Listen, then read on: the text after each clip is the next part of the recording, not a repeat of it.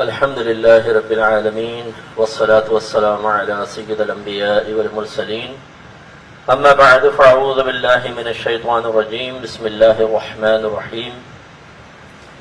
آج انشاءاللہ سورۃ الاحزاب کی 28ویں آیت سے خلاصہ قرآن بیان ہوگا۔ سورۃ الاحزاب پڑھی گئی سورۃ سبا ہے، سورہ فاطر اور سورہ یاسین۔ سورہ احزاب کی 28ویں اور 29ویں آیت میں اللہ تعالیٰ اپنے حبیب کریم صلی اللہ علیہ وسلم سے ارشاد فرماتا ہے کہ اے نبی آپ اپنی ازواج سے فرما دیں اگر تم دنیاوی زندگی اور اس کی زینت چاہتی ہو تو آؤ میں تمہیں مال عطا کر دوں اور بہترین طریقے سے طلاق کے ذریعے آزاد کر دوں، اور اگر تم اللہ اور اس کے رسول اور آخرت کے گھر کی خواہش رکھتی ہو تو بے شک اللہ نے تم میں سے نیک عورتوں کے لیے اجر عظیم تیار کر رکھا ہے۔ یہ گویا کہ ازواج مطہرات کو ایک آفر تھی کہ چاہے تو آپ دنیا اختیار کر لیں اور چاہے تو نبی کریم صلی اللہ علیہ وسلم کے ساتھ رہتے ہوئے جس طرح میرے آقا صلی اللہ علیہ وسلم نے اللہ تعالیٰ کی عطا کردہ ہزار نعمتوں سے منہ موڑ کر فقر اختیاری اختیار کیا، اس طرح کی زندگی گزار لیں۔ تو جب یہ آیت نازل ہوئی تو تمام ازواج مطہرات نے بالاتفاق یہی عرض کیا رسول اللہ ہم آپ کے ساتھ ہی رہنا چاہتے ہیں۔ اس سے معلوم ہوا کہ دیکھیں جب کوئی اللہ تعالیٰ کی بارگاہ میں مقبول ہوتا ہے تو اللہ تعالیٰ اس سے دنیا کو دور رکھنا پسند فرماتا ہے، جسے تمام نبی دنیا سے دور رہے۔ اور دنیا کا مفہوم میں پہلے آپ کو بتا چکا ہوں کہ جو ہمیں اللہ کی یاد سے غافل کرے، اور اللہ کی یاد سے غافل کرنے کا مطلب یہ ہے کہ اللہ نے جو چیزیں ہم پر کرنا لازم کی ہیں اس میں کوتاہی ہو، یا جن سے بچنے کا حکم ہے ہم انہیں کرنا شروع کر دیں۔ جو چیز یہاں تک پہنچا دے وہ دنیا ہے۔ تو جو خواص ہوتے ہیں وہ ظاہری اعتبار سے بھی کسی چیز کو پاس نہیں رکھتے ہیں، جو ان سے نچلے درجے کے ہوتے ہیں اگرچہ وہ خواص میں ہی شامل ہوتے ہیں وہ بقدر ضرورت چیزوں کو اپنے پاس رکھتے ہیں، بلکہ دوسروں کی بھی مدد کے لیے چیزوں کو پاس رکھتے ہیں۔ تو فی نفسی کوئی مال پاس رکھنا برا نہیں ہوتا، نعمت دنیا سے اس حد تک فیضیاب ہونا کہ جس کی بنا پر آخرت کا انسان نقصان نہ کرے اس میں کوئی حرج نہیں ہے۔ لیکن انبیاء علیہ السلام جو ایک رول ماڈل ہوتے ہیں پوری قوم کے لیے، پوری امت کے لیے، اور انہیں ہر قسم کی تنقیدات اور ایسے امور سے بچنے کا حکم ہوتا ہے کہ جو کسی کے قلب میں کسی بھی لحاظ سے بدگمانی پیدا کر دیں تو وہ بالکل کنارہ کش رہتے ہیں ہر چیزوں سے۔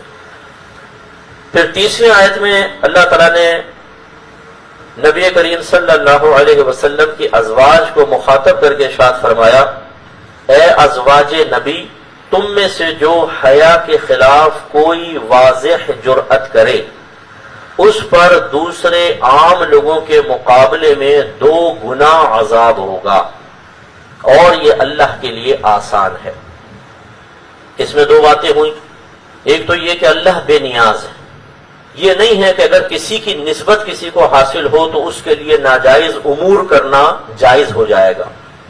جیسے کہ بہت سارے لوگ ایسے ہوتے ہیں، ہمیں کسی بھی بدگمانی نہیں کرنی چاہیے، لیکن جو ایسا ہے میں اس کے بارے میں کہہ رہا ہوں کہ اگر وہ کسی بڑے خاندان سے، عالم گھرانے سے تعلق رکھتا ہے، کسی پیر خانے سے تعلق رکھتا ہے، کسی اور بلند پایا شخصیت کے ساتھ اس کا کوئی خاندانی تعلق ہے، تو اس کا مطلب یہ نہیں ہے کہ آپ سے ضرور درگزر کیا جائے گا، بلکہ اللہ کی شان بے نیازی دیکھیں۔ اللہ نے ازواج مطہرات کو جو ہماری مائیں ہیں، تمام امت کی مائیں، انہیں مخاطب کر کے ارشاد فرمایا کہ اگر کوئی آپ میں سے حیا کے خلاف جرأت کرے گا تو اس کے لیے عام لوگوں سے 2 گنا عذاب ہے۔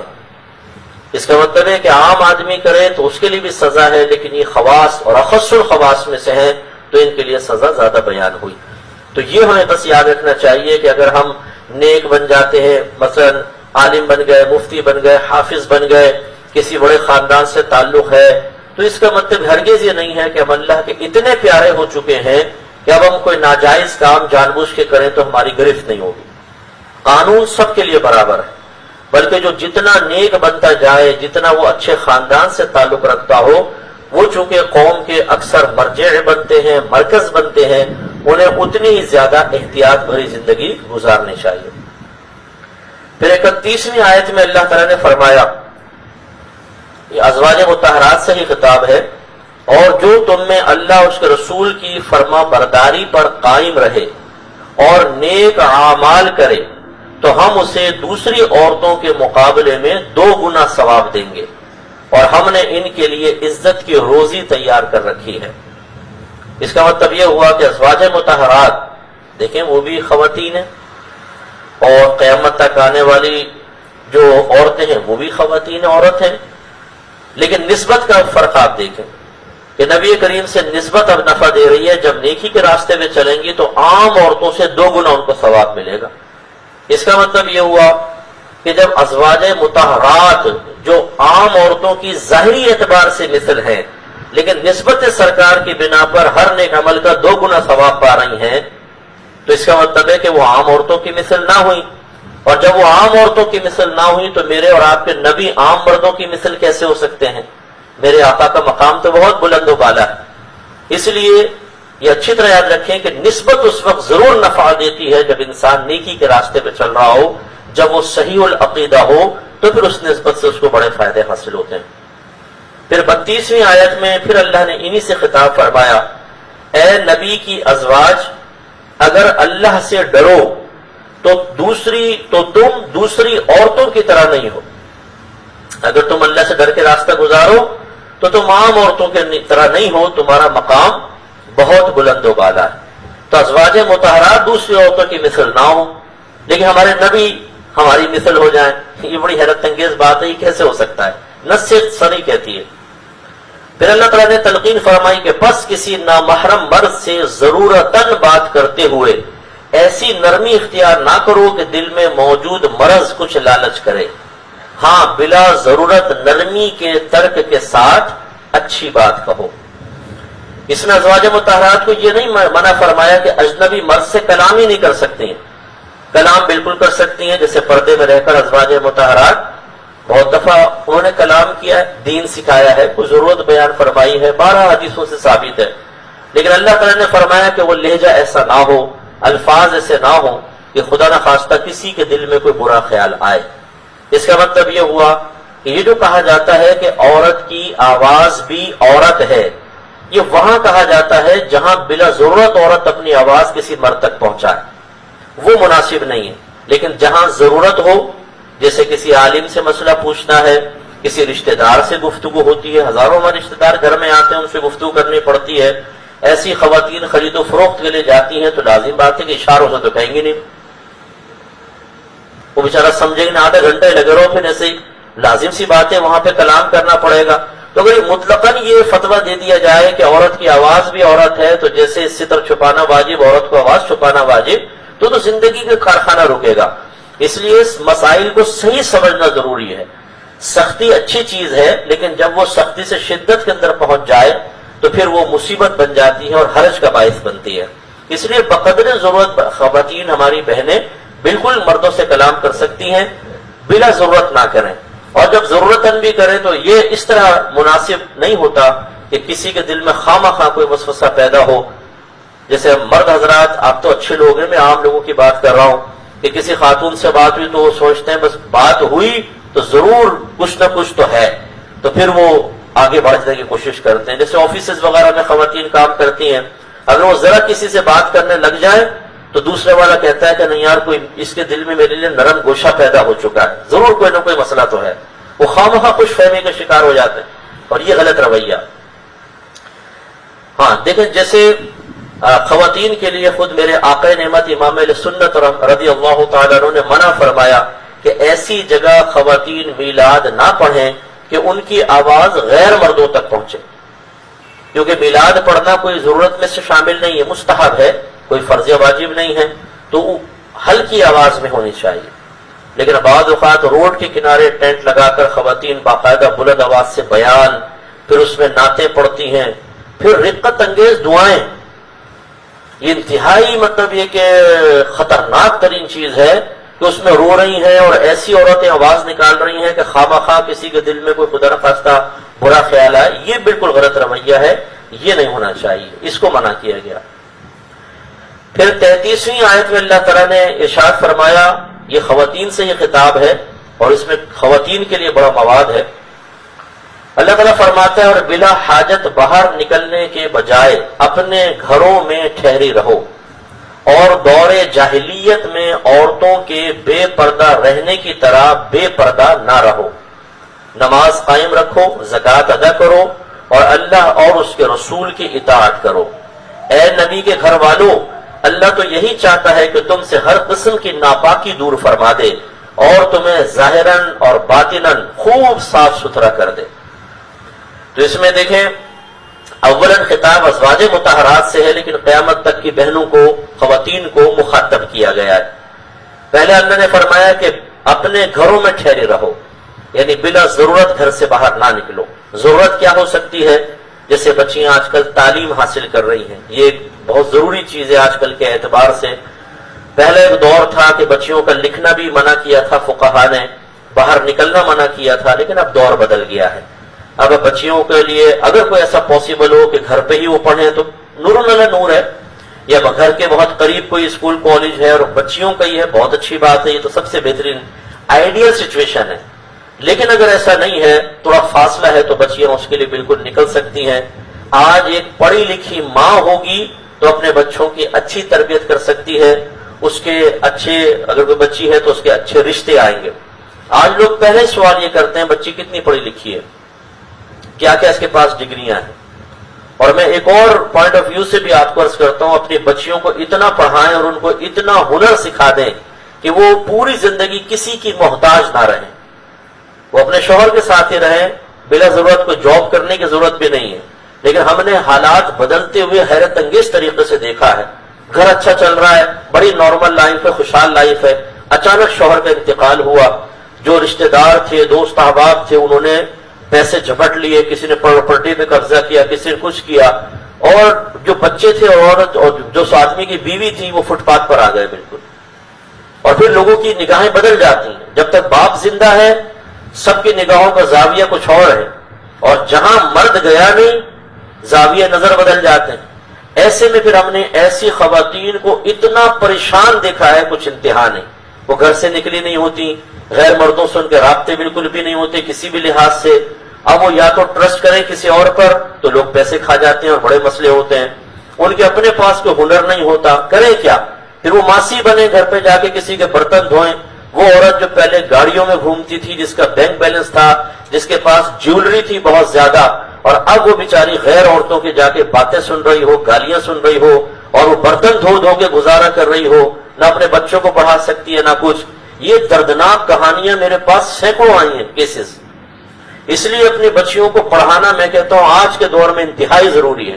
مکمل پردے کے ساتھ، حفاظت کے ساتھ پڑھوائیں، لیکن بچیوں کو پڑھائیں اور کوئی ہنر سکھوائیں ان کو، ایسا کہ اگر وہ گھر میں رہ کے کر سکے تو نور علی نور ہے۔ کوئی کمپیوٹر کورسز ہوں، لینگویج کورسز ہوں، بیوٹیشین کے بیوٹی پارلر کے کورسز ہوتے ہیں، یہ کورس ہیں، اور دیگر کپڑے سینا، ڈیزائننگ کے کورسز ہوتے ہیں جس میں مردوں سے اختلاط بھی نہ ہو، زیادہ سے زیادہ وہ خواتین کے درمیان کام کر سکیں، یہ بہت امپورٹنٹ ہے۔ اور اللہ تعالیٰ نے فرمایا دور جاہلیت میں عورتوں کے بے پردہ رہنے کی طرح بے پردہ نہ رہو۔ تو زمانے جاہلیت میں عورتیں بے پردہ رہا کرتی تھیں، اللہ تعالیٰ نے اس سے منع فرمایا۔ اس سے ہماری پورے ورلڈ میں جہاں جہاں ہماری بہنیں ہمیں سن رہی ہیں وہ ذرا درس حاصل کریں۔ ہماری بہنیں کہتی ہیں ملاؤں نے ہمیں قید کر دیا ہے، یہ نہیں چاہتے کہ ہم کچھ آزادی سے سانس لے سکیں۔ ارے بھائی کہاں جا کے آکسیجن حاصل کرنا چاہ رہی ہیں؟ گھر پہ رہ کے بھی سانس مل رہا ہے، وہ سانس نہیں کچھ اور چاہیے باہر نکل کے، وہ کیا ہے؟ تو بے پردگی، بھائی اللہ تعالیٰ نے حکم فرمایا، ہم اپنے پاس سے تو نہیں کہہ رہے۔ علماء متاخرین نے چہرے کا پردے کا بھی حکم ارشاد فرمایا۔ پہلے ادوار میں چہرے کا پردہ نہیں تھا، کیونکہ یہ بھی حکمت میں آپ کو بتا دوں، زمانہ نبوی صلی اللہ علیہ وسلم میں میرے سرکار نے چہرے کے پردہ کا حکم نہیں دیا، کیونکہ وہ دور ایسا تھا اس میں اگر آپ اس زمانے کے زمانہ جاہلیت کے اشعار اٹھا کر دیکھیں تو جسموں کے اوصاف لکھے ہوتے تھے، یعنی وہ لوگ جسم کے اوپر توجہ کرتے تھے، چہروں پر نہیں۔ میرے آقا نے اسی عرف کے مطابق چہرے کا استثناء فرمایا اور پورے بدن کو ڈھکنے کا حکم دیا۔ لیکن جیسے جیسے تغیر زمانہ ہوا تو اب ہمارے ہاں سب سے پہلے چہرے پہ نگاہ پڑتی ہے، اور اس کے بعد پھر انسان کا ذہن خراب ہوتا ہے، تو علماء متاخرین نے حکم فرمایا کہ چہرے کا پردہ کیا جائے۔ اس پہ عورتیں کہتی ہیں ویسے ان کو آتا جاتا کچھ بھی نہیں ہے، ہمیں کیا پتا زکوٰۃ کے مسائل کیا، ہمیں کیا پتا روزے کے مسائل کیا، ہمیں کیا پتا قربانی کے مسائل کیا ہیں، لیکن جیسے ہی پردے کی باری آتی ہے تو استدلال ایک دم قوی ہو جاتا ہے، اندر کی جو ریڈی میڈ مفتی ہے اچھل کے باہر آتی ہے، بولتی میں فتویٰ دوں گی، میرے نبی نے کہا ہے کہ چہرے کا پردہ کرو، ہمیں بتاؤ کہاں لکھا ہے قرآن و حدیث میں، وہ بھی میں دکھا دوں گا چہرے پہ چادر کا بھی۔ لیکن سوچئے کہ جس کو کچھ بھی نہیں آتا وہ پردے کے معاملے میں علماء کو چیلنج کرتی ہے، جی میرے پاس دلیل موجود ہے، لائیے کوئی جواب۔ تو میں نے آپ کو ایک آیت سنا دی تھی، اطیعوا اللہ واطیعوا الرسول واولی الامر منکم، اللہ کی اطاعت کرو، رسول کی اطاعت کرو، اور ان لوگوں کی اطاعت کرو جو تم میں حکم والے ہیں۔ اس کا مطلب ہے کہ جب علماء متفق ہو کر کسی چیز کے بارے میں فتویٰ دے دیں تو اللہ تعالیٰ نے ان کا حکم ماننے کا حکم دیا ہے، تو یہ ہم ان کا حکم نہیں مان رہے بلکہ اللہ کا حکم مان رہے ہیں۔ اب یہ قول علماء نہیں ہے بلکہ عین شریعت ہے، اب اس کو فالو کرنا ہوگا۔ تو یہ بھی ایک امپورٹنٹ چیز ہے، ذرا ذہن میں رکھیں۔ اگر ایک خاتون نقاب کر کے برقع پہن کے روڈ پر جا رہی، مجھے بتائیں یہ با پردہ ہے یا بے پردہ؟ بولے بھائی، بولے نا، زور سے بولو، با پردہ ہے بے پردہ؟ با پردہ۔ اس کا مطلب ہے کہ جب برقع پہن لیا، نقاب کر لیا تو وہ با پردہ بہن ہے۔ اب ہماری اکیڈمی میں جو بچیاں آتی ہیں، بعض لوگ جو ہیں وہ بہت جڑ ہوشیاریاں کرتے ہیں۔ اب ہمارے ہاتھ چونکہ جگہ کی قلت ہے، آپ دعا کریں اللہ تعالیٰ ہمیں بڑی جگہ دے۔ الحمدللہ ہم نے بچیاں بھی تیار کی ہوئی ہیں، اور ہمارے جو میل اسٹوڈنٹ ہیں وہ بھی ماشاءاللہ تیار ہیں، عالم مفتیان کرام، جیسے ہمیں کوئی بڑی جگہ ملتی ہے۔ اب ہم اس قابل ہیں کہ عورتوں کا علیحدہ ہم سیکشن بنائیں گے اور مردوں کا علیحدہ ہوگا، لیکن جب تک ہمارے پاس بڑی جگہ نہیں ہے، ہم چاہتے ہیں کہ بچیاں پڑھیں اور ان کو ہم مکمل درس نظامی کروائیں، اور وہ ہمارے طرز تعلیم کو دیکھ کر سیکھیں اور آگے چل کے خواتین کو سکھائیں۔ تو بعض لوگ کہتے ہیں کہ جی آپ لوگ دیکھیں بچیوں کو سامنے بٹھا کے پڑھا رہے ہیں، یہ بے پردگی ہے۔ اب سوال یہ ہے، میں نے اسی لیے آپ سے پہلے کہلوایا کہ روڈ پر برقع پہن کے نقاب کر کے عورت نکلے، آپ کہیں یہ با پردہ ہے، لیکن وہ سامنے آ کے بیٹھ کے علم سیکھے، اسی حیت میں آپ کہیں گے جی سامنے بٹھا کے یہ بے پردگی ہے۔ کیسے بے پردگی ہے؟ اگر کسی عورت نے ہماری اکیڈمی کو چھوڑ دیں، جب باہر نکلے گی اس نے کوئی بد نگاہی کرنی ہو تو باہر بھی کر سکتی ہے، تو پھر باہر نکلنے پر بین لگنا چاہیے۔ تو ہم نے اپنا اکیڈمی میں بہت اچھا ماحول بنانے کی کوشش کی ہے، ماشاءاللہ بچیاں بھی آتی ہیں، پڑھ کے جاتی ہیں، ہماری مجبوری ہے۔ جس کے زیادہ مطلب کوئی پریشانی ہو اور اس کا تقوی عروج پہ وہ ہمیں بڑی جگہ دے دے تاکہ یہ مسائل ہی ختم ہو جائے۔ آپ دعا فرمائیں کہ سینٹر سٹی میں ہمیں جگہ ملنا بہت مشکل ہو رہی ہے، ہمیں مل جائے جگہ تو انشاءاللہ ہم آپ کو کام پہلے بھی ہمارا ہو رہا ہے اور مزید ایسا کام کر کے دکھائیں گے جو مطلب کسی کے وہم و گمان بھی نہیں ہوگا۔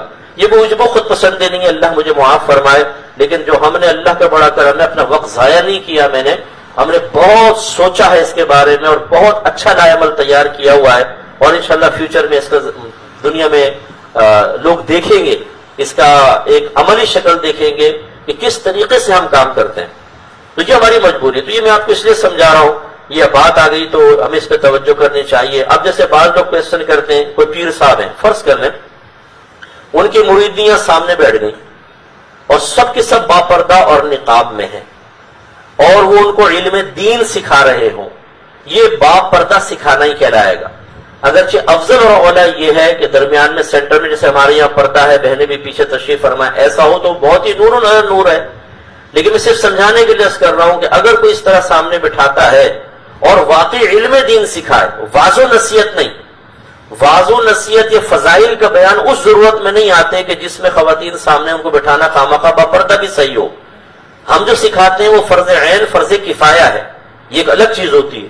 ایک ہے صرف فضائل کا بیان، یا جیسے بعض پیر حضرات کہتے ہیں ہم خواتین پہ فیض جاری کر رہے ہیں، اور ان میں پھر وہ عورتیں باپردہ بھی نہیں ہوتی، انہیں سامنے بٹھاتے ہیں، یہ تو گناہ ہے۔ باپردہ بیٹھی ہو تو غیر مستحب ہے، وہ آپ پردے کے پیچھے بھی کر سکتے ہیں۔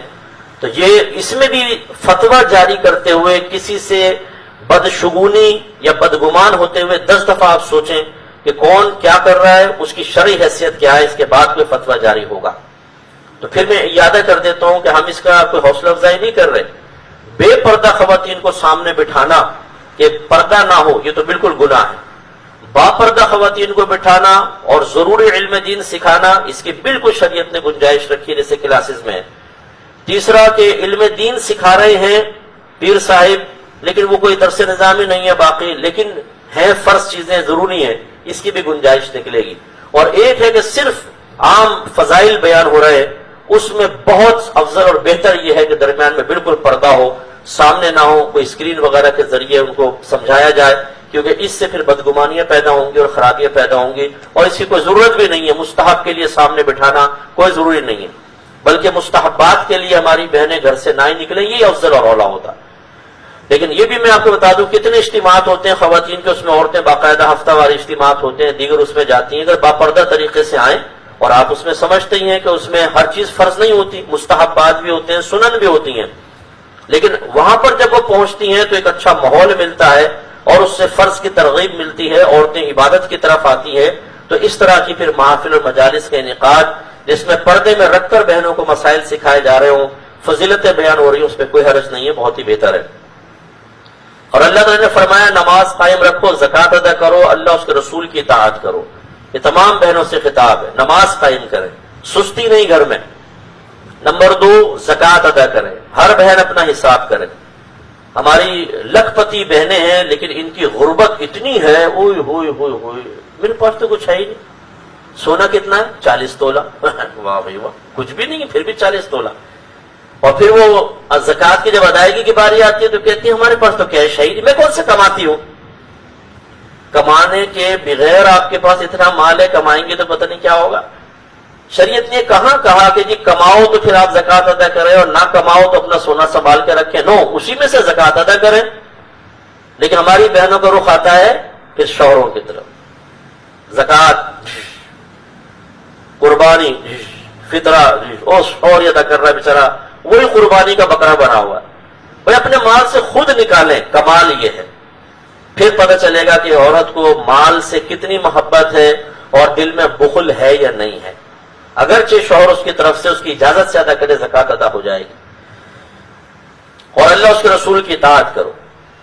اور پھر اللہ تعالیٰ نے فرمایا اہل بیت سے خطاب کرتے ہوئے، اے نبی کے گھر والوں، اللہ تعالیٰ چاہتا ہے تم سے ہر قسم کی گندگی کو دور کر دے۔ اہل بیت کا اطلاق کس پر ہوتا ہے؟ تو اس میں جمہور کا مفتبی قول یہ ہے کہ اس کا اطلاق حضرت علی، بی بی فاطمہ، امام حسن حسین اور نبی کریم صلی اللہ علیہ وسلم کی تمام ازواج مطہرات پر ہوتا ہے۔ یہ اہل بیت میں شامل ہے، سب کے سب۔ اور اللہ تعالیٰ ان اہل بیت سے فرما رہا ہے کہ اللہ تعالیٰ تو یہی چاہتا ہے کہ تم سے ہر قسم کی ناپاکی دور کر دے اور تمہیں ظاہراً باطناً خوب صاف ستھرا کر دے۔ جب اللہ کا ارادہ یہ ہے تو بتائیے ارادہ پایہ تکمیل تک پہنچے گا کہ نہیں پہنچے گا؟ اللہ تو ارادہ فرماتا ہے کن فیکون، فوراً چیز ہو جاتی ہے۔ اس کا مطلب یہ ہوا کہ اللہ تعالیٰ نے اپنے حبیب کے گھر والوں کو بالکل پاک و صاف کر دیا۔ تو آپ نے ایک لفظ سنا ہوگا پنج تن پاک، سنا نا، پنج تن پاک۔ ایک روایت میں ایسے بھی ہے کہ جب یہ آیت نازل ہوئی نا تو سرکار نے ایک طرف حضرت علی کو لیا، بی بی فاطمہ، حسن حسین کو بٹھایا اور انہیں چادر میں لے لیا اور کہا کہ یہ ہے میرے اہل بیت۔ تو 4 یہ اور ایک نبی کریم 5، پنج 5 ہو گئے، اور تن کہتے ہیں جسم کو، پنج تن۔ اور پاک کیوں کہتے ہیں؟ اس لیے کہ اللہ نے ان کی پاکی کا اعلان فرمایا، یہ ہے پنج تن پاک۔ اب لوگ کہتے ہیں جو اپنے پاس سے آپ نے پنج تن پاک بنا لیا، بھائی اپنے پاس سے نہیں بنایا، قرآن سے بنایا ہے۔ قرآن کہہ رہا ہے انہیں پنج تن پاک، قرآن اور حدیث کو ملایا تو پنج تن پاک۔ اور باقی ازواج مطہرات بھی ہمارے نزدیک اہل بیت میں شامل ہیں۔ اس کا مطلب ہے تمام ازواج مطہرات کو اللہ نے پاک و صاف فرمایا، اور اللہ تعالیٰ قرآن میں انہیں پاک و صاف کہے۔ اب اگر کوئی بد باطن کسی بھی زوجہ رسول صلی اللہ علیہ وسلم پر تانا زنی کرے تو اس پر تانا زنی کر رہا ہے جس کے بارے میں اللہ نے فرمایا کہ ہم نے انہیں پاک و صاف کر دیا۔ لازم بات ہے کہ پھر وہ خراب نہیں ہے، خراب کون ہے؟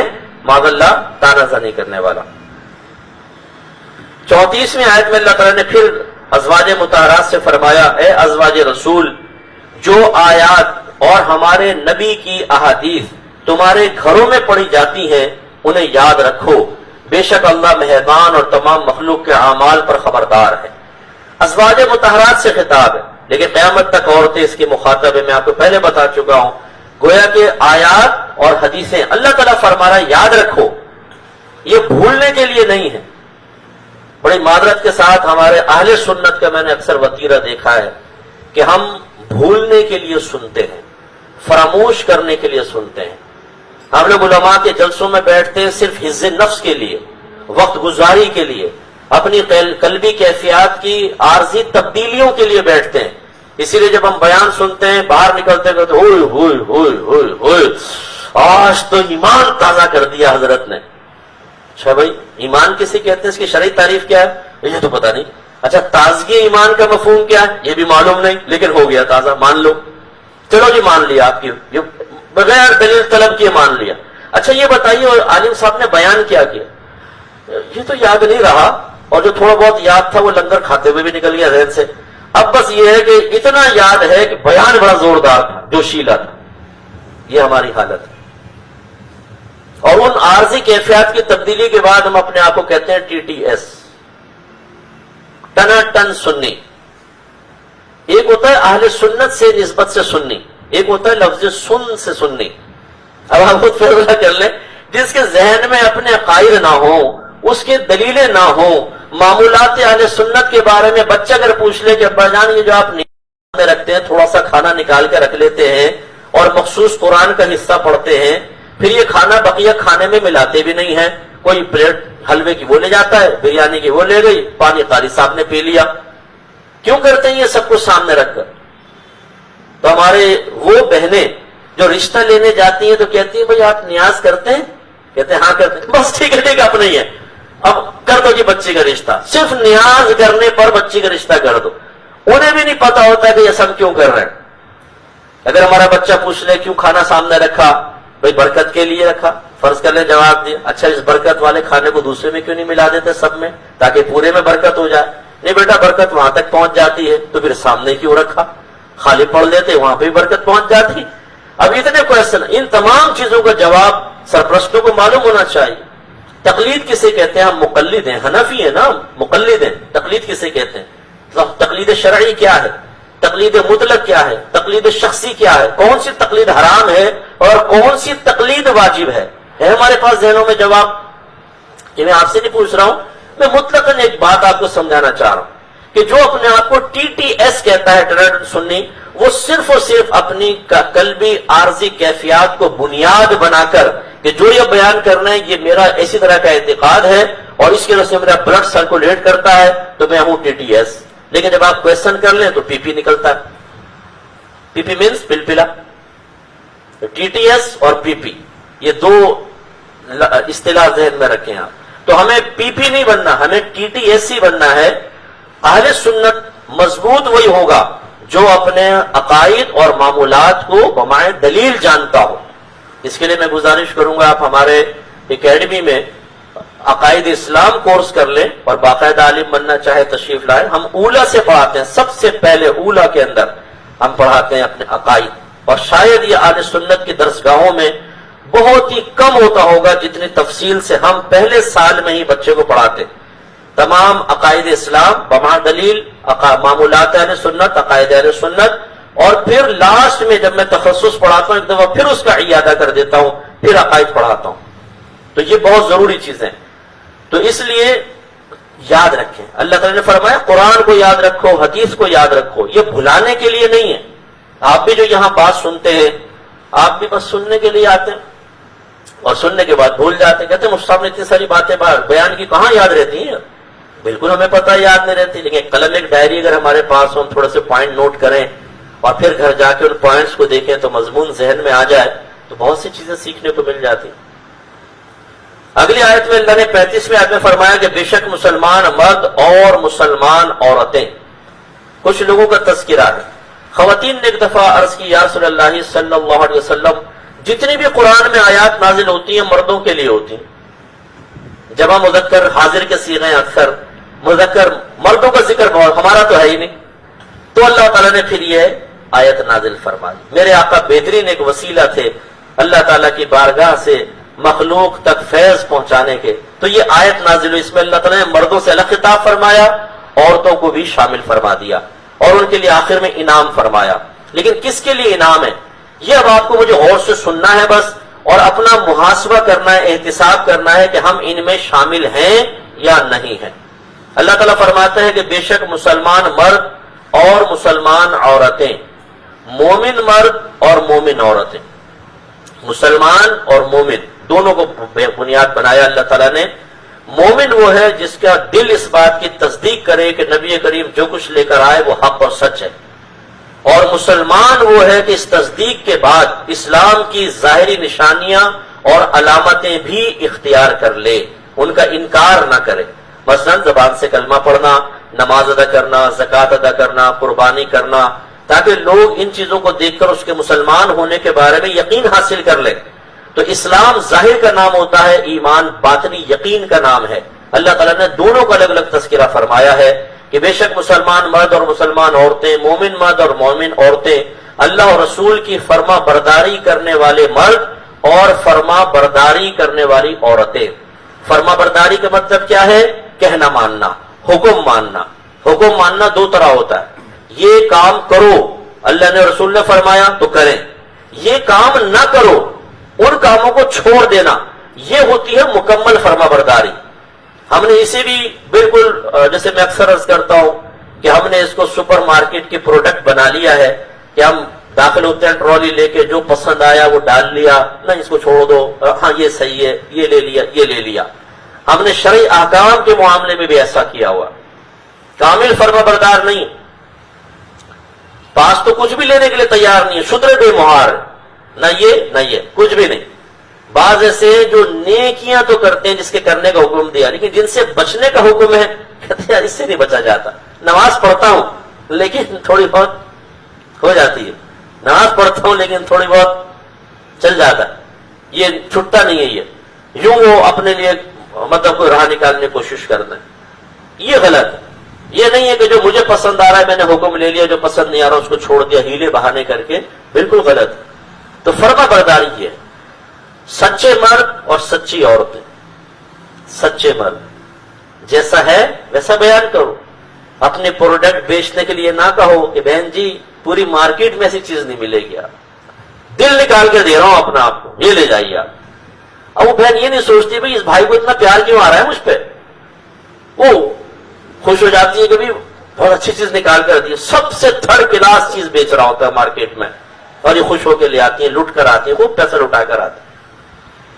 تو جھوٹ بولنا، اپنا سودا بیچ دینا، ہم بات بات پر جھوٹ بول دیتے ہیں، دوستوں سے، بہت سے شوہر بیویوں سے جھوٹ بول رہا ہے، وہ کون ہے خود سوچ لو اور خدا کا خوف کرو۔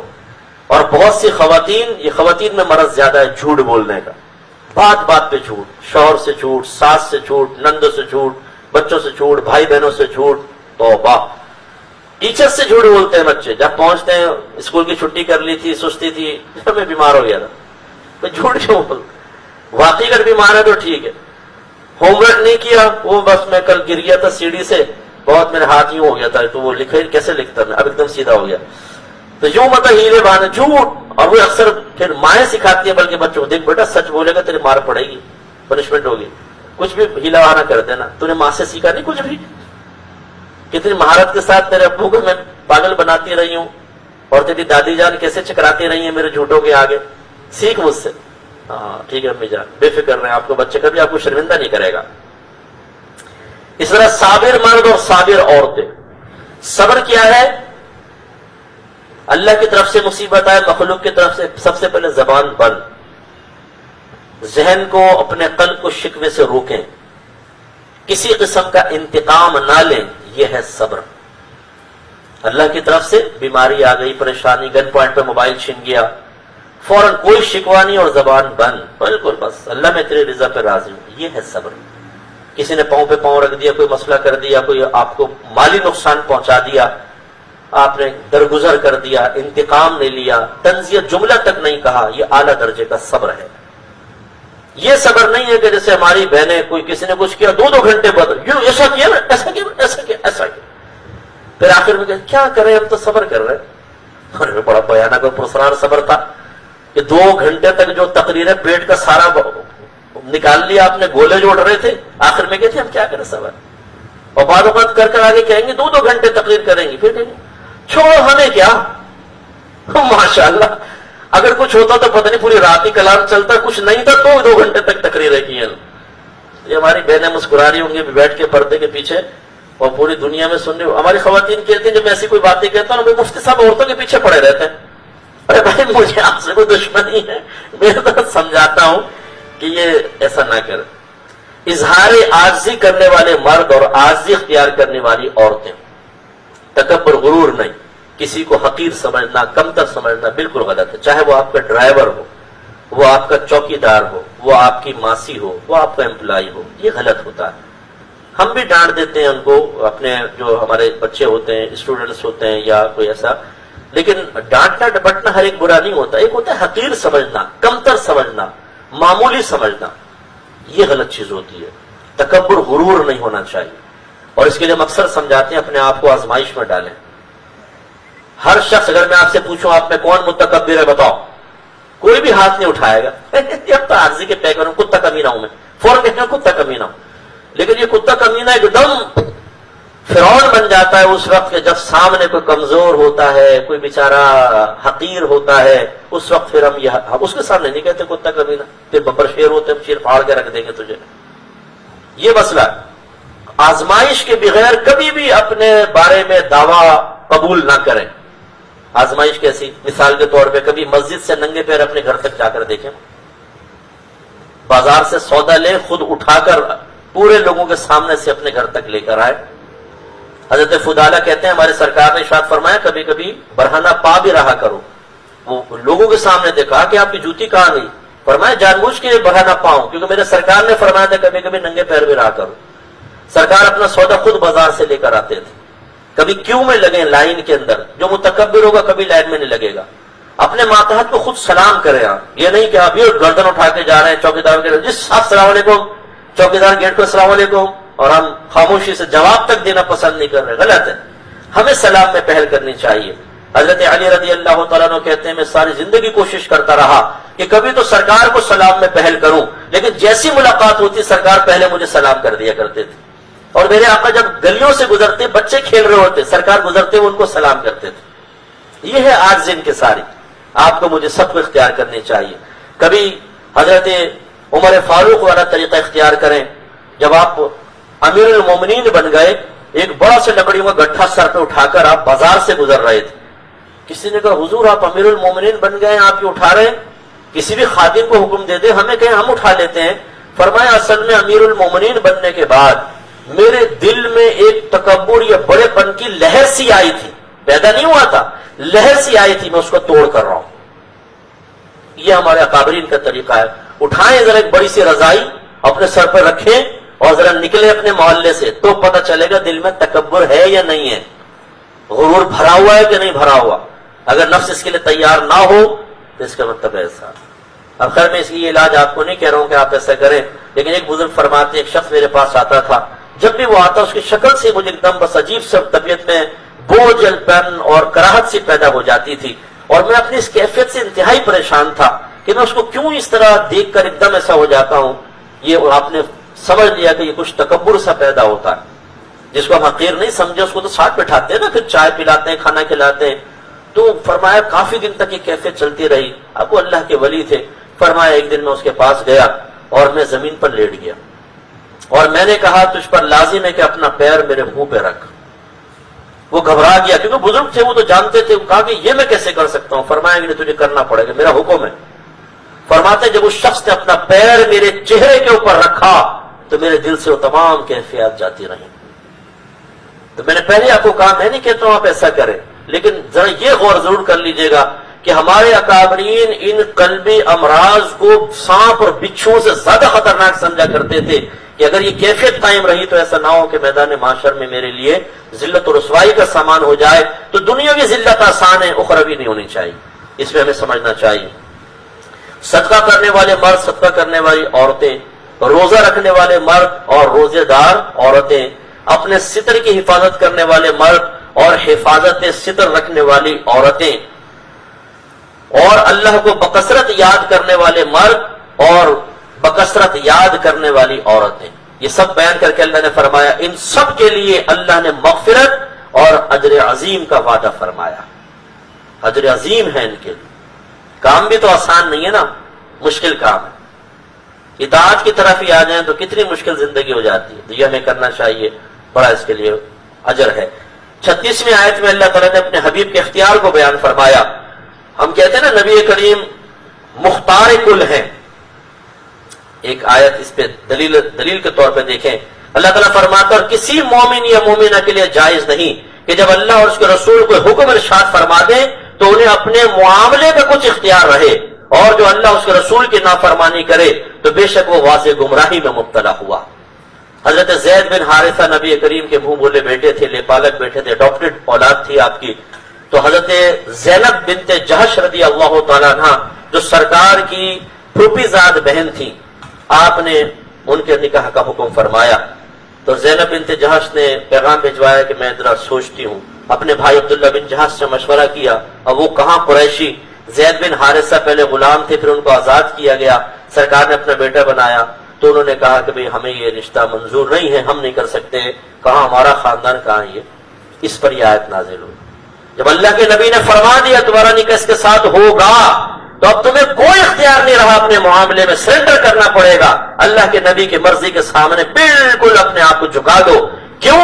اس لیے کہ یہ اللہ کے رسول کی مرضی نہیں ہے بلکہ اللہ کا حکم ہے. اس لیے اللہ نے فرمایا اگر اللہ اس کے رسول کو حکم فرما دے، حکم تو سرکار نے فرمایا تھا، آیت تو نازل نہیں ہوئی تھی نا، سرکار کا حکم تھا، لیکن سرکار اپنے پاس سے تو کچھ نہیں فرماتے، وہ تو وہی کہتے ہیں جو اللہ ان کو وحی فرماتا ہے. لہذا پھر انہوں نے توبہ کی اور زید بن حارثہ رضی اللہ تعالی عنہ سے ان کا نکاح ہوا.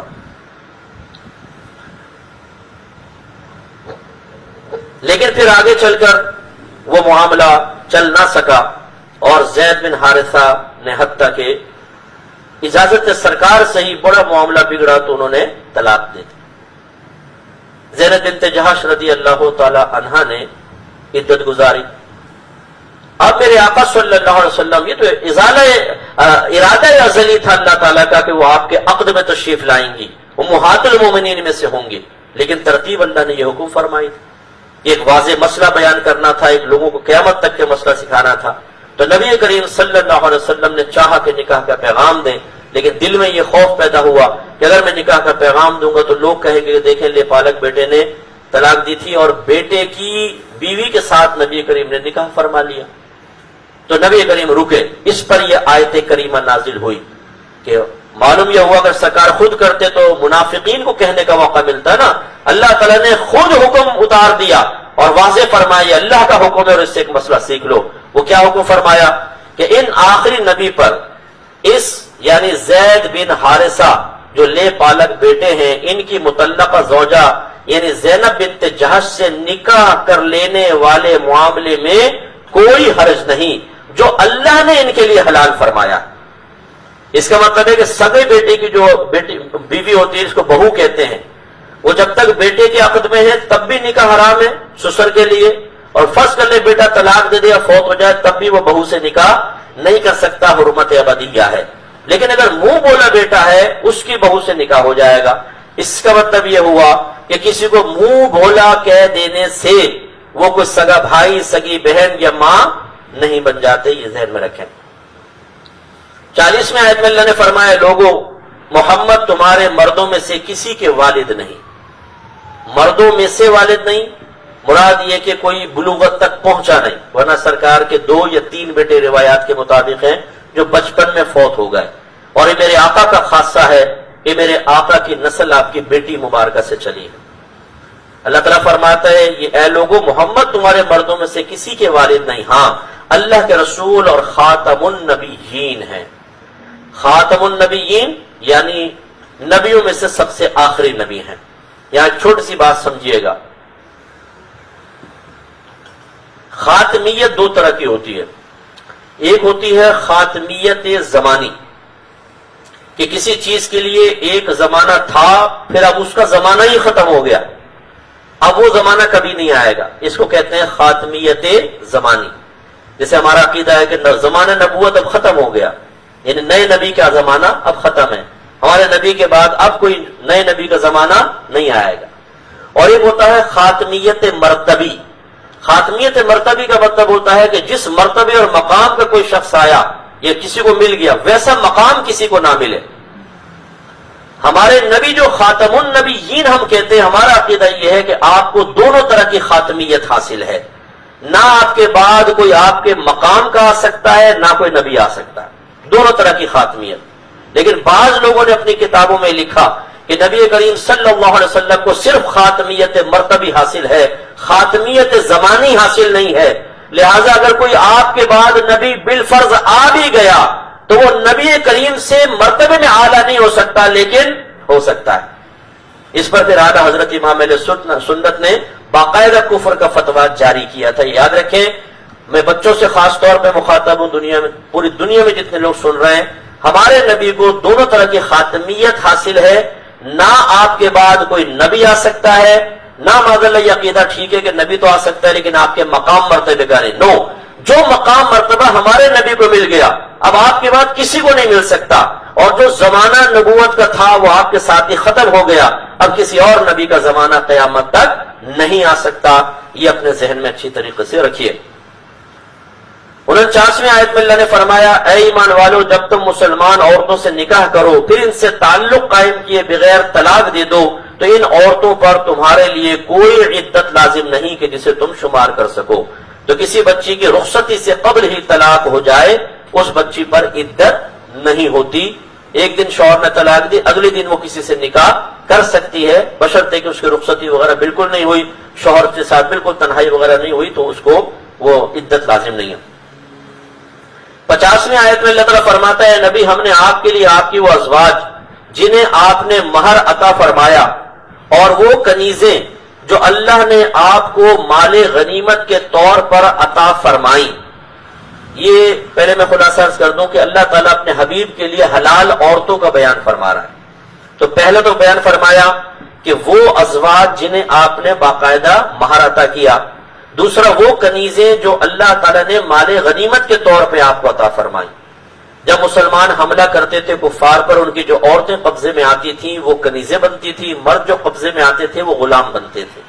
اور میں نے آپ کو پہلے بھی سمجھایا تھا کہ یہ حکم شرع یہ ہے کہ آقا اپنی کنیز سے نکاح نہیں کر سکتا ہے، لیکن اس سے تعلق جسمانی قائم کرنا اس کے لیے شرعاً بالکل درست ہے، طیب ہے، حلال ہے، اور جو بچہ پیدا ہوگا اس کا نسب آقا سے ثابت بھی ہوگا، یہ ذہن میں رکھیں۔ لیکن اب کنیزوں کا دور بہرحال ختم ہو چکا ہے۔ تو یہ دو طرح کی عورتیں، پھر فرمایا آپ کے چچا، پھوپھیوں، ماموں اور خالاؤں کی بیٹیاں، اور جن عورتوں نے آپ کے ساتھ ہجرت کی، اور ایسی مومنہ عورت جو خود کو نبی کے لیے ہبہ کر دے، یعنی وہ آ کر بس اتنا کہہ دے رسول اللہ میں نے اپنے آپ کو ہبہ کر دیا، ہبہ مینس توفتن، میں آپ کو اپنے آپ کو حلال کرتی ہوں، نبی کریم اگر قبول فرما لے تو وہ نبی کریم کے لیے حلال تھی۔ یہ قرآن نے فیصلہ فرمایا، اور اے نبی، اور نبی اسے بغیر مہر کے نکاح میں لانا چاہیں، یعنی اگر کوئی عورت اپنے آپ کو ہبتاً سرکار کے حوالے کرے اور نبی کریم بغیر مہر کے اس کو نکاح میں لانا چاہیں، اللہ تعالیٰ فرماتے ہیں سب کی سب عورتیں حلال فرمائی گئی ہیں۔ پھر فرمایا یہ بغیر مہر کے نکاح کا حلال ہونا خاص آپ کے لیے ہے، امت کے لیے نہیں ہے۔ یاد رکھیں مہر مقرر کرنا ضروری ہے، اگر نہیں کریں گے تب بھی مہر مثل لازم ہو جاتا، ٹھیک ہے نا؟ اور اگر 10 درہم سے کم کریں گے تو کم از کم 10 درہم تک۔ ٹائم زیادہ ہو رہا ہے اس لیے بس میں شارٹ کر رہا ہوں، اس کو لمبا نہیں کر رہا ہوں۔ تو مہر قائم کرنا لازم ہے، لیکن سرکار کے لیے اس کی اجازت تھی۔ اور پھر اللہ تعالیٰ نے فرمایا بے شک ہم 4 سے زائد بیویوں سے نکاح کا ناجائز ہونا، گواہ، مہر اور نان نفع وغیرہ احکام جانتے ہیں جو ہم نے مسلمانوں پر ان کی بیویوں اور کنیزوں کے سلسلے میں فرض قرار دیے ہیں۔ اے رسول یہ آپ کے حق میں بلا مہر جواز نکاح کی خصوصیت اس لیے ہے تاکہ نکاح کے سلسلے میں آپ پر کوئی تنگی نہ ہو، یہ سرکار کی خاصیات میں سے ہے۔ پھر آگے ارشاد فرمایا ایک شخص کی اگر ایک سے زیادہ بیویاں ہوں تو باری مقرر کرنا واجب ہوتا ہے۔ باری مقرر کرنے کا مطلب اگر اس کی ڈے کی ڈیوٹی ہے تو نائٹ مقرر کرے گا، ایک دن ایک زوجہ کے پاس، دوسرا دن دوسرے زوجہ کے پاس، یا 2 دن یہاں 2 دن یہاں۔ اگر نائٹ کی ڈیوٹی ہے تو پھر ڈے فکس کرنا ہوگا، ایک دن تمہارے پاس ایک دن تمہارے پاس، یہ باری مقرر کرنا واجب ہے۔ لیکن اللہ تعالیٰ اپنے حبیب کے بارے میں فرماتا ہے اے رسول آپ ان ازواج میں سے جسے چاہیں اسے اس کی باری سے دور کر دیں اور جسے چاہیں اپنے قریب کر لیں، اور جسے آپ نے بالحاظ باری خود سے دور کر دیا تھا اگر اس سے دوبارہ طلب فرمائیں تو اس میں بھی آپ کے لیے کوئی گناہ نہیں. یہ سرکار کو اجازت تھی کہ آپ یہ سب کر سکتے ہیں. 52ویں آیت میں اللہ نے فرمایا اے رسول آپ کے لیے ان ازواج کے بعد مزید عورتیں حلال نہیں. جب ان کی تعداد 9 یا 11 تک پہنچی تو نبی کریم کو پھر منع کر دیا گیا اب اس کے بعد آپ نکاح نہیں کر سکتے. تعداد ازواج میں اختلاف ہے، بعض نے 9 شمار کی ہیں، بعض نے 11 شمار کی ہیں. وہ اختلاف اس اعتبار سے ہے کہ بعض کے بارے میں بعض مورخین کہتے ہیں کہ وہ زوجہ نہیں تھی بلکہ کنیز تھی جن کو سرکار نے قریب رکھا تھا، بعض کہتے ہیں نہیں باقاعدہ نکاح کیا تھا. اس اختلاف کی وجہ سے 9 یا 11 بنتی ہے. لیکن جب یہ تعداد 9 یا 11 تک پہنچی تو پھر یہ آیت نازل ہوئی کہ اللہ تعالیٰ نے فرمایا اے رسول آپ کے لیے ان 9 یا 11 ازواج کے بعد مزید عورتیں حلال نہیں، اور نہ یہ حلال ہے کہ طلاق دے کر ان کے بدلے دوسری ازواج حاصل کر لیں. یعنی بس اب سلسلہ ختم. تو جو ازواج آپ کے نکاح میں آ گئی وہ خوش قسمت تھی، اس کے بعد ختم. اگرچہ آپ کو ان کا حسن و جمال پسند آئے، ہاں یہ فرمایا ان ازواج کے ساتھ کنیز سے انتفاع حلال رہے گا. اب بس ایک دیکھیں یہ انبیاء علیہ السلام کی زندگی پر ایک دلیل دیکھیے 53ویں آیت میں اور اے ایمان والو جب تم ان ازواج رسول سے استعمال کی کوئی شے طلب کرو تو پردے کے پیچھے سے مانگو، یہ عمل تمہارے اور ان کے قلوب کے لیے زیادہ پاکیزگی رکھتا ہے. یہ نہیں فرمایا کہ ان سے بات ہی نہ کرو پردے کے پیچھے سے بھی، کیونکہ یہ عورت کی آواز عورت ہے اور بالکل غیر مرد غیر عورت سے بات ہی نہیں کر سکتا. نو، اگر کوئی استعمال کی چیز چاہیے تو پردے میں رہ کر بات کر سکتی ہے عورت، تو اس کی اجازت دی. اور یہ زوجہ محترمہ وغیرہ کے بارے میں ہے. اور پھر ارشاد فرمایا اور تمہارے لیے جائز نہیں کہ کسی بھی طرح اللہ کے رسول کو تکلیف میں مبتلا کرو، اور نہ یہ جائز ہے کہ ان کے دنیا سے چلے جانے کے بعد کبھی بھی ان کی ازواج سے نکاح کرو. یاد رکھیں، دیکھیں شہید زندہ ہے کہ نہیں ہے؟ بتائیے مدنی ہوش میں ہے کہ نہیں؟ اپنے بیٹے کے تصور تو نہیں کھویا ہوا. شہید اگر فوت ہو جائے زندہ ہے کہ نہیں؟ قرآن کہہ رہے نا بولے زور سے، زندہ ہے نا. لیکن اگر کوئی اس کی بیوہ سے نکاح کرنا چاہے تو کر سکتا ہے کہ نہیں؟ بالکل کر سکتا ہے. لیکن نبی کے بارے میں فرمایا نبی دنیا سے پردہ فرما جائے اس کی زوجہ سے تب بھی نکاح نہیں ہو سکتا. ایک اس میں ادب و احترام کی طرف اشارہ ہے اور دوسری طرف یہ اشارہ ہے کہ اللہ کے نبی جب دنیا سے پردہ فرماتے ہیں ان کا نکاح نہیں ٹوٹتا ہے، ان کا نکاح قیامت تک باقی رہتا ہے. اور وہ صرف ظاہری پردہ فرماتے ہیں، وہ قیامت تک کے لیے زندہ ہی رہتے ہیں، اور زندہ آدمی کی منکوحہ سے نکاح نہیں ہو سکتا ہے.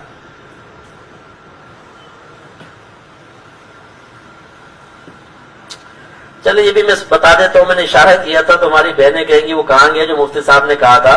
59 میں اللہ نے فرمایا اے نبی اپنی ازواج یعنی زوجہ محترمہ جن کو ہم اپنے اس میں بیوی کہتے ہیں، صاحب زادیوں اور مسلمان کی عورتوں سے فرما دیجئے کہ جب وہ کسی ضرورت کے سبب گھر سے نکلیں تو اپنی چادروں کا کچھ حصہ اپنے چہرے پر ڈالے رہیں. اگرچہ سرکار نے پردے کا اس کو ستر میں داخل نہیں کیا تھا، لیکن قرآن میں موجود ہے کہ چادر کا کچھ حصہ اپنے چہرے پر ڈالے رہیں. یہ عمل اس فائدے سے نزدیک تر ہے کہ جب پردے کے باعث بحیثیت آزاد عورت انہیں پہچان لیا جائے تو منافقین کی جانب سے تنگ نہ کی جائے. کچھ شیطان منافق ایسے تھے جو عورتیں گزرتی تھی تو ان پر ہوٹنگ وغیرہ کرتے تھے، حالانکہ بعد میں ان کو سزا بھی ملتی تھی، لیکن ان کے لیے بیان فرمایا کہ اپنے چہروں پر ذرا پردہ ڈھک کر نکلیں. فرق کیا ہے؟ کنیز جو تھی وہ چہرہ کھول کر نکلتی تھی، تو عورتیں بھی چہرہ کھول کر نکلتی. جیسے سرکار نے پردے کا استثناء فرمایا تھا کہ چہرے کا استثناء ہے، پردہ لازم نہیں. تو منافق دور سے سمجھ کے کیا سمجھتے کہ کوئی کنیز آ رہی ہے تو وہ چھیڑ چھاڑ کرتے خدا نخواستہ.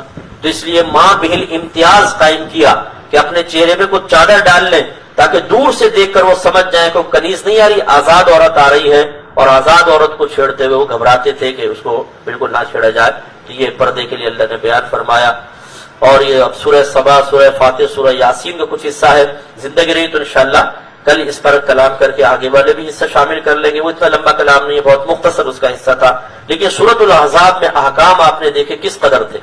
اور کتنی تفصیل میں نے آپ کی خدمت میں، اور وہ بھی بہت شارٹ، ورنہ اس کی ہر آیت پر آدھا گھنٹہ پونا گھنٹہ ہم کلام کر سکتے ہیں۔ اللہ کا بڑا کرم ہے کہ اتنی اللہ نے قرآن کے اندر برکت اور فیض رکھا ہے، اور آپ صرف خلاصہ سن رہے ہیں، پھر بھی مجھے اللہ کی رحمت سے امید ہے کہ بہت سی باتیں آپ کو سیکھنے کو مل رہی ہیں، اور آپ ہدایت کی طرف بھی آتے ہیں، گناہوں کا احساس بھی ہوتا ہے، برائی کا ہوتا ہے۔ اس کا مطلب یہ ہوا کہ جس کا خلاصہ ہی ہمیں ہلا کر رکھ دے، جس کا خلاصہ ہی تطہیر کا باعث بن جائے، جس کا خلاصہ ہی ذہن سے گندگی باہر کرنے کا ایک ذریعہ بنے، جس کا خلاصہ ہی ہمارے سوچ اور فکر میں تبدیلی کا وسیلہ بن جائے، سوچیے اس کا کل کیا ہوگا اور اس کا مکمل کیا ہوگا۔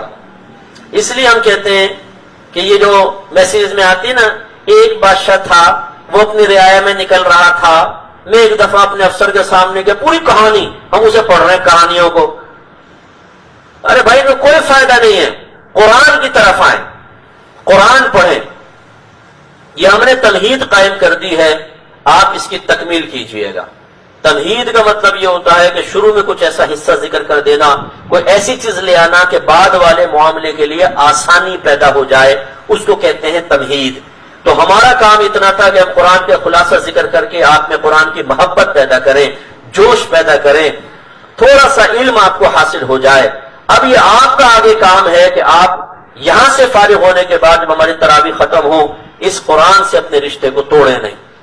اس کے کئی طریقے ہیں، یا تو آپ گھر میں ترجمہ اور تفسیر کے ساتھ قرآن پاک پڑھیں، اور یا پھر آپ ہماری اکیڈمی جوائن کر لیں، تو پھر تو نور علی نور ہے۔ میں کہتا ہوں آپ عالم بنے، مفتی بنے، انشاءاللہ مجھے اللہ کے رحمت سے امید ہے، انشاءاللہ ایک وقت آئے گا کہ ہماری اکیڈمی سے اتنی بڑی تعداد علماء کی نکلے گی کہ جس جگہ دیکھیں گے انشاءاللہ الفرقان کا آپ کو شاگرد بیٹھا ہوا نظر آئے گا، جس بھی شعبے میں آپ دیکھیں گے۔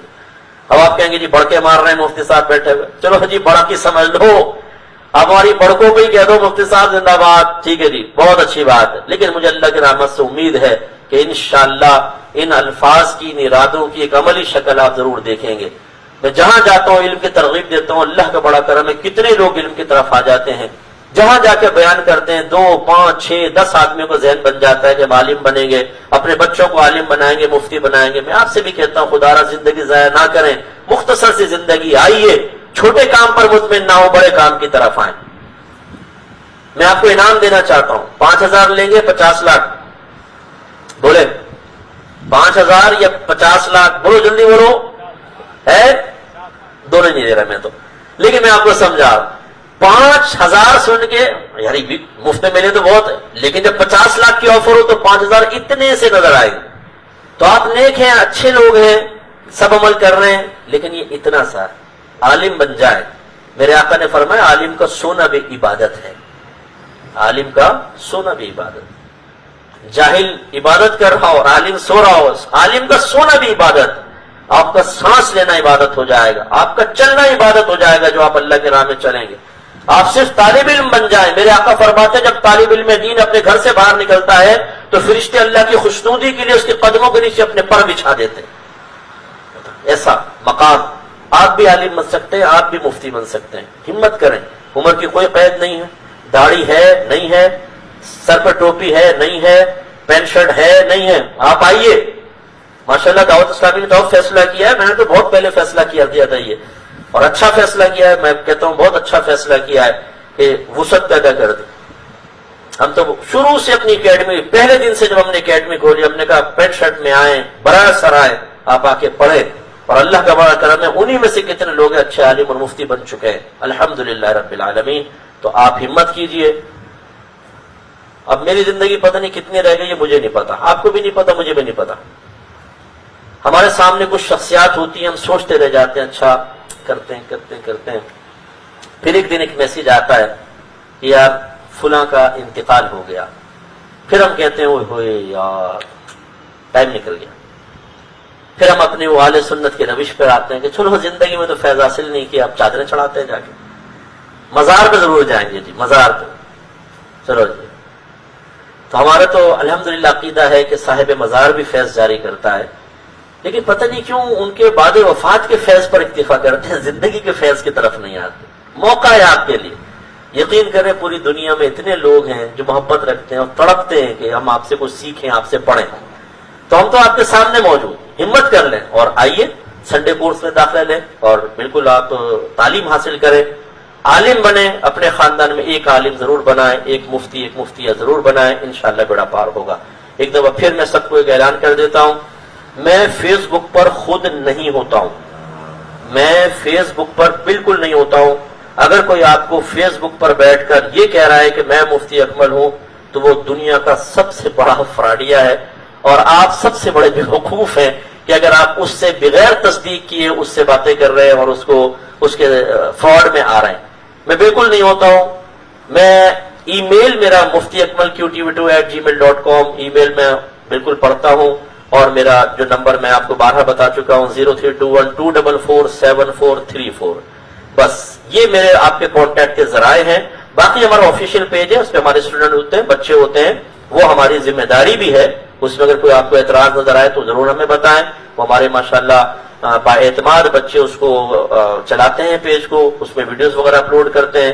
یہ لکھا ہے یہاں پر پیچھے، وہ کیا ہے اس کا نام، مجھے نام بھی ذہن میں نہیں رہتا ہے میرے، الفرقان نیٹ ورک کے نام سے آفیشیل پیج ہے ہمارا، اس پر آپ لائیں۔ باقی میں فیس بک پر بالکل بھی نہیں ہوتا ہوں، جو ہے وہ بالکل فراڈ ہے، اس کو اللہ تعالی ہدایت عطا فرمائے، ٹھیک ہے۔ بسم اللہ الرحمن الرحیم، الحمدللہ رب العالمین، والصلاة والسلام علی سید الانبیاء والمرسلین، یا ارحم الراحمین یا ارحم الراحمین یا ارحم الراحمین۔ اے مالک مولا ہم سب بھائیوں بہنوں کا اور پوری دنیا میں جتنے بھائی بہن ان جدید ٹیکنالوجی کے ذریعے ہمارے ساتھ شریک ہیں، سب کا شریک ہونا اپنی بارگاہ میں قبول و منظور فرما لے۔ اے اللہ ہم سب پر اپنی خصوصی رحمتیں برکتیں نازل فرما۔ اے مالک مولا ہمیں اپنے اور اپنے حبیب کریم صلی اللہ علیہ وسلم کی کامل اطاعت کی توفیق عطا فرما، گناہوں کی عادت ہم سے دور فرما دے، گناہوں سے نفرت عطا فرما، نیکیوں سے پیار عطا فرما دے۔ جو صاحب اولاد ہیں اللہ تعالیٰ ان کے اولادوں کو نیک، پرہیزگار، متقی، اپنے والدین کا فرما بردار، اطاعت گزار، ہر برائی سے دور، ہر گندی صحبت سے دور، ہر بری عادت سے دور فرما۔ انہیں اپنے والدین کی آنکھوں کی ٹھنڈک بنا، بہت بڑا ثواب جاریہ بنا، اور والدین کو بھی اپنے بچوں کے دنیاوی مستقبل کے ساتھ ساتھ اخروی مستقبل کو بہتر سے بہتر بنانے کے لیے فوری طور پہ لائے عمل تیار کرنے کی توفیق عطا فرما۔ اے مالک مولا جو بھی میرا بھائی بہن یہاں ایسا بیٹھا ہے جو بہت پریشان ہے، اللہ اس کی ذہنی اذیت کو دور کر دے، اس کی پریشانی دور کر دے، اس کی بے قراری کو دور فرما، اسے سکون عطا فرما۔ جو ایسے کوئی معاملات ہیں جن کے اسباب کے دروازے وہ بند پاتا ہے، اللہ تعالیٰ غیب سے دروازے کھول دے، اس کی مدد فرما میرے مالک۔ تمام جائز دعائیں قبول فرما لے، تمام جائز تمنائیں اور خواہشات پوری فرما، تمام جائز مقاصد میں عافیت کے ساتھ کامیابی عطا فرما۔